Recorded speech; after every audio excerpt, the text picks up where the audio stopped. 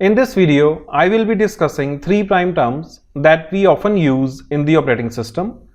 These are multiprogramming, multitasking, and multiprocessing. These fundamentals are asked frequently in the placement interviews, especially for computer engineering and the electronic students. In my previous video titled How an Application Runs on a Machine, the prime takeaway was the fact that to execute an application, processor will always pick the job from the RAM, and hence to get executed, the job or an application needs to be present in the RAM first. There exist a variety of applications like Notepad, MS Word, Paint 3D, VLC Media Player, Internet Explorer, Acrobat Reader, etc. In earlier systems, the count of applications that can reside in the RAM at one time instance was only one, and the concept was named as uniprogramming. Here, I have taken VLC Player as first application and DevC++ as second application.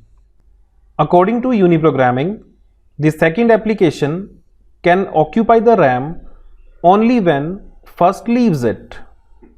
This has made the scenario extremely time consuming, as second application needs to wait outside the RAM till the first one gets over. To avoid this time consumption, the researchers have introduced multiprogramming. Multiprogramming means residing or having more than one applications inside the RAM at any one time instance.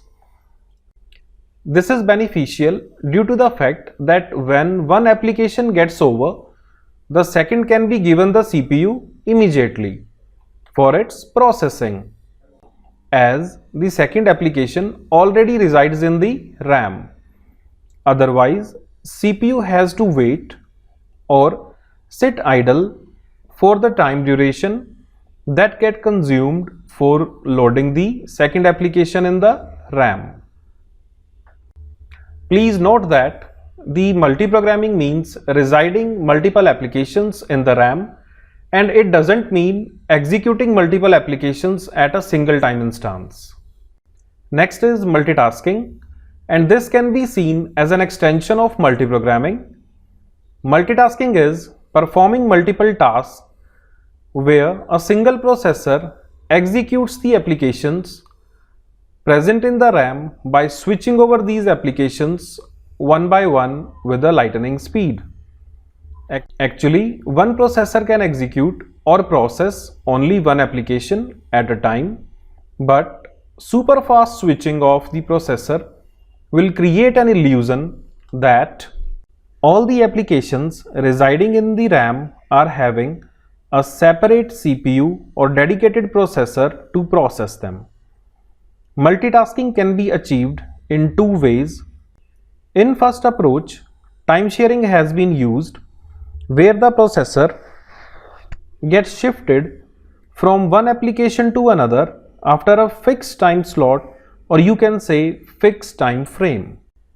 The switching of CPU can also be done following one more approach, where we are not switching the CPU after a fixed time slot. Let's see what is it. Each application or a process can be divided into two types of operations. First is CPU oriented, or you can say computational task, and second is input output oriented, or you can say when an application requires some kind of user input either from the keyboard, mouse, joystick or touch panel, or when an application needs to send some output at display or audio terminal.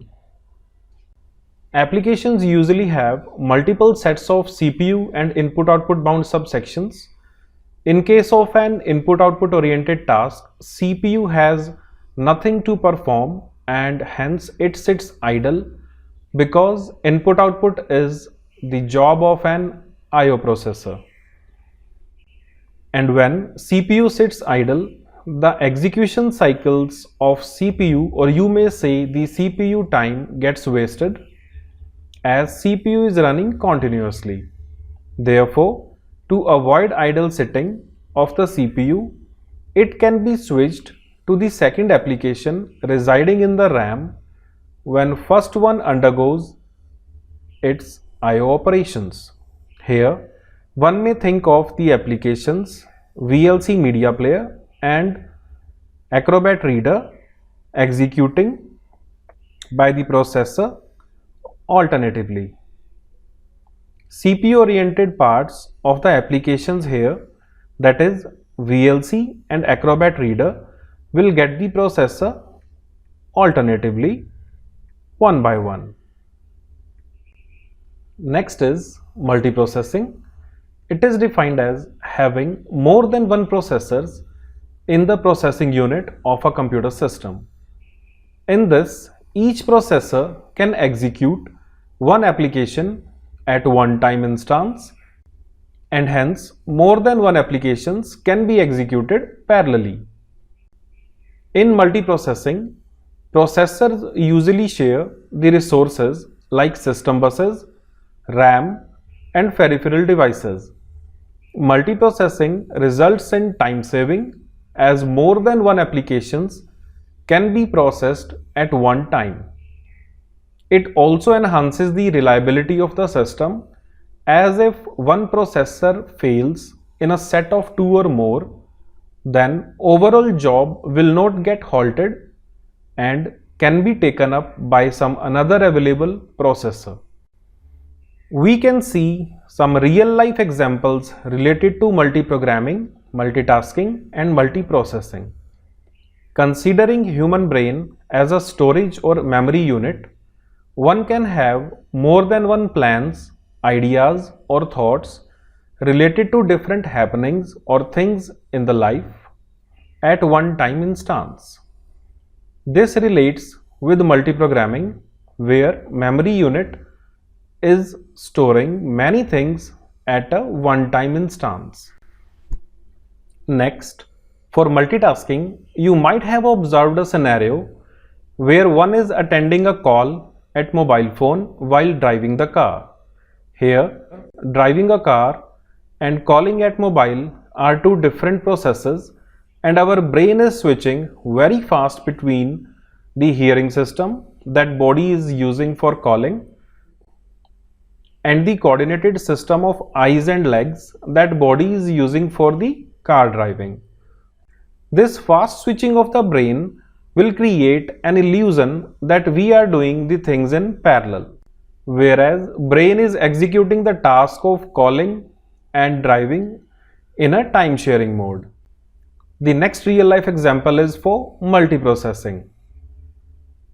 Consider one ticket window for issuing the bus or train ticket to the passengers, and if there are 10 passengers and issuer can process one passenger per minute, then it will take 10 minutes to get the job done.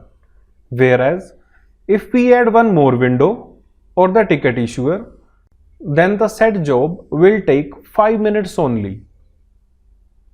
Here, adding one more ticket issuer will be equivalent to adding another processor unit in the system.